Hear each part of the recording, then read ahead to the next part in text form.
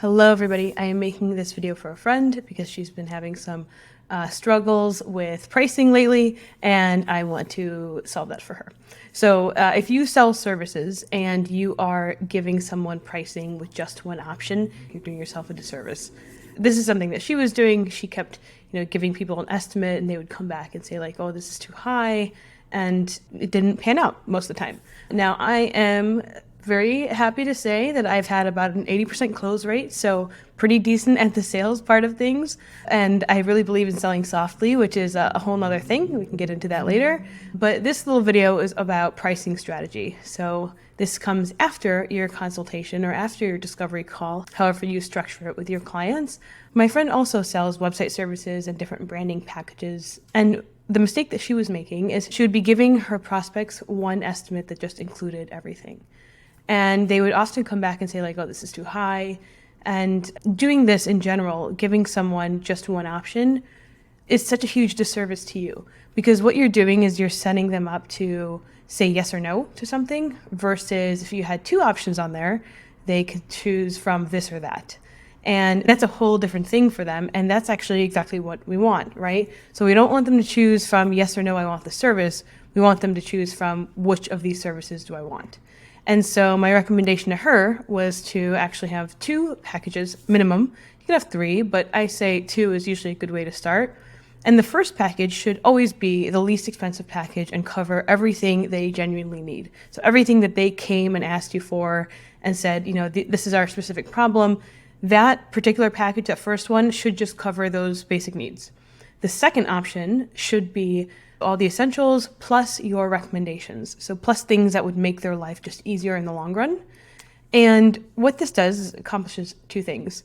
Number one, it helps them think about things they literally might not have ever thought about before. Like they just don't know what they don't know. And so they don't know to ask for a newsletter option when they're, creating their website, but it's probably going to make their life a little bit easier in the long run. Two, it brings you more money because it ups the actual value of your package.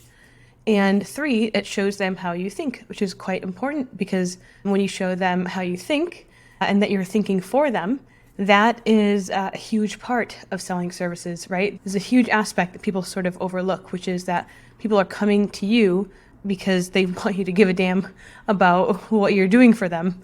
And so when you take that approach, even in something as simple as your estimate, it's a really good sign that you are thinking for them and you're thinking about them and you're thinking about what's going to make their life easier. Another thing to think about is that you always want to give them a forward path.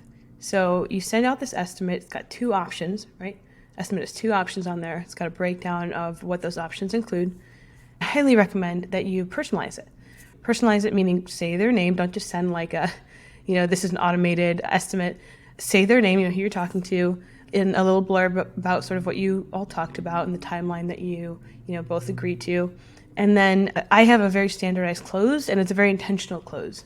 So in that personalized message, there's a little bit of personalization that happens up front, and then the close is always the same. It's, if you need anything adjusted, hit reply and let me know, happy to talk it out. And if everything looks good, please hit accept, and I'll go ahead and convert this to an invoice ready for deposit. This is like my standard language. The last 9 years has been the same language. And there is a very intentional reason for that, which is that I want the lasting impression. So the last thing that they hear is that they accept this estimate and they can go ahead and click accept, and I'll go ahead and convert this to an invoice. So the last thing that I'm positioning is the thing that I want in their brain that is very intentional.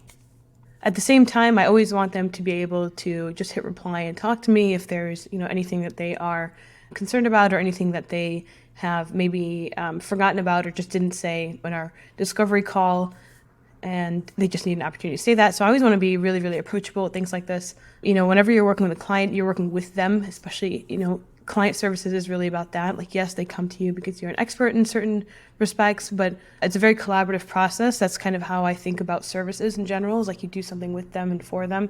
But yeah, I think the biggest takeaway, at least for my friend who sent over that question, is that you want to get them from thinking yes or no, I want the service, to which one of these services do I want. So that's the biggest thing, is helping make that shift in their mind. And you can do that by positioning yourself with two options instead of just one. So I hope that helps. I think that's all I got. I feel like I'm forgetting something. I guess a couple more things that would just be good to know is that you do want to use a software that makes your life super easy. And when you do send an estimate, they can hit accept, and then you can convert it to an invoice automatically. FreshBooks is really good for this. Literally just takes all the content from an estimate. You remove the option they don't want, convert it to an invoice ready for deposit, and then they can either put down the deposit with a credit card or an ACH check. Happy to talk more about that if you like. I'm trying to think if there's anything else I'm missing regarding pricing. A lot of clients like hourly pricing, which as a consultant is actually a conflict of interest, right? So as a consultant, if you, like for me, for example, if you have a problem, it's in your best interest that I solve it quickly. And if I'm billing you hourly, it is to my advantage to move very slow.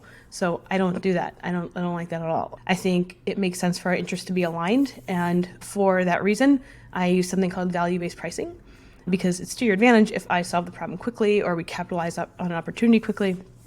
You know, all of that is very much like interest aligned. So that's something to consider, value-based pricing versus hourly pricing. This is really tough for clients to sort of wrap their head around. What I like to do is I like to give like a general estimate of hours. If they really push on needing hours for their billing department, I will have the invoice have a sort of general set of hours, you know, typically how long something might take just based on my experience over the last 9 years.